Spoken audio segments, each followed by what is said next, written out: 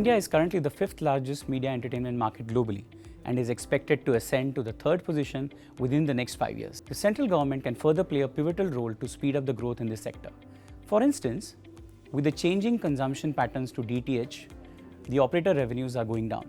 Exhibitors are also seeing lower footfalls, except for certain large blockbuster films. Both these services have an 18% and a 28% GST levy respectively. To support these segments, a reduction in the GST can be considered in the upcoming budget. Music festivals and amusement parks are also two segments that can see very high growth. They too fall under a 28% slab where there is a scope for reduction. To promote India as a hub for content production, incentives or tax holidays for production houses that produce content for export can also be considered. India can also follow the global trend of increasing consumption on connected TVs.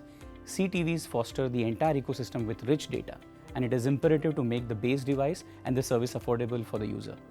Incentives on home production of smart TVs may increase the adoption. Many AVGC studios rely on imported software and high-performance computing systems. Duty reductions on these imports can boost the AVGC industry. Growth for the radio sector should also be a focus area. Radio broadcasters currently pay an 18% GST on advertising revenues and other services. A reduction to 12% or lower could provide relief and promote growth in this sector. The approval for the third phase of FM radio e-auctions under the FM Radio Phase 3 policy is equally critical. This phase involves auctioning of 730 FM channels across 234 cities with an estimated reserve price of 785 crores. It will attract annual license fee set at 4% of the gross revenues. To support the radio industry, a reduction in the annual fee can be considered, where we have projected that India's sports market will reach an impressive 130 billion by 2030. The government should have a year-on-year strategy to increase allocation to sports infrastructure development, as we also eye to host the Olympics in 2036. Tax holidays for projects for infra development for Olympics can also be a welcome move. Esports sector is forecasted to grow by 25% by 2030.